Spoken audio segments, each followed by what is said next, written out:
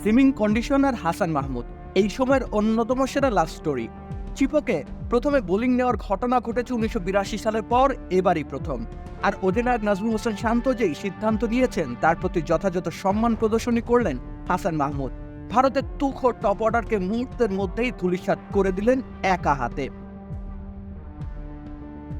খানিক overcast condition, উইকেটেও রয়েছে moisture, তাতে করে বলে মুভমেন্ট হওয়া অবধারিত, কিন্তু সেই জন্য প্রয়োজন ছিল সুশৃঙ্খল লাইন ও লেন্থ। হাসান রেড চেরি হাতে সে কাজটা করে গেছেন একেবারে শুরু থেকে, আর তাতে করে রোহিত শর্মার পর বিরাট কোহলিও তার শিকারে পরিণত হয়েছেন। মাঝে অবশ্য শুভমান গিল হাসানকে একটা উইকেট উপহার হিসেবেই দিয়ে গেছেন। ভালো বোলিংয়ের উপহার তো তার প্রাপ্য। ভারতীয় ব্যাটারদের দারুণ দ্বিধাগ্রস্ত করে রেখেছিলেন হাসান মাহমুদ। কখনো বল আসছে স্ট্যাম্প চ্যানেলে, কখনো আবার অফ স্ট্যাম্পের বাইরে ব্যাটারের ব্যাট ঘেঁষে বল চলে যাচ্ছে লিটন দাসের দস্তানায়। কখন কোন বল কোন দিকে অগ্রসর হবে ঠিক বুঝে উঠতে পারছিলেন না রোহিতরা। সুশাসন, সুদৃঢ় আর্থিক ভিত্তি, সুচিন্তা, সবার জন্য সিটি ব্যাংকই ভরসা। এক দফা তো প্যাডেও বল লাগলো রোহিতের, আবেদন করেও সাড়া পাওয়া গেল না আম্পায়ারের।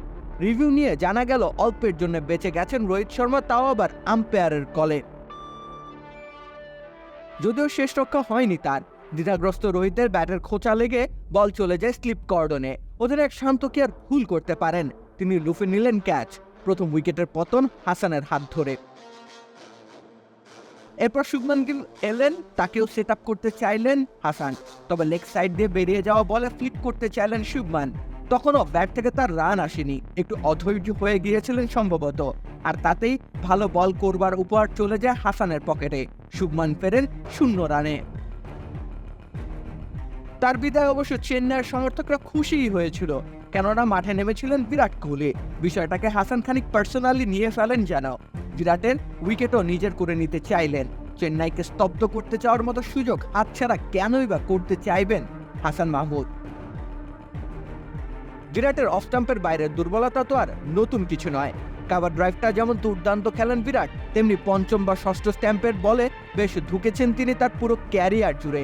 হাসান যে বিষয়টি জানতেন ভালোভাবেই, তাই তো আবারও কখনো ভেতরে কখনো বাইরে বলের মুভমেন্ট করাতে লাগলেন। শেষতক বিরাট ফাঁদে পা দিলেন। গুড লেন্থের অফ স্টাম্পের বহু বাইরের বলে ড্রাইভ করতে চাইলেন বিরাট, কিন্তু বলের নাগাল ঠিকঠাক পেলেন না বিরাট কোহলি। ব্যাটের আলতো ছোঁয়া পেয়ে বল বন্দি লিটনের দস্তানায়। এ দফা এম চিদাম্বরম স্টেডিয়ামে শুনশান নীরবতা। 22 গজের সামনে উচ্ছ্বাসে মেতেছে শুধু বাংলাদেশ দল। শেষ টেস্ট ইনিংসেও 5 উইকেট পেয়েছিলেন হাসান। ভারতের বিপক্ষেও সেদিকে আগাচ্ছেন তিনি। আরও একটি ফাইফার যুক্ত হয়তো হতে চলেছে তার নামের পাশে। রাকিব হোসেন রুম্মান, খেলা ৭১।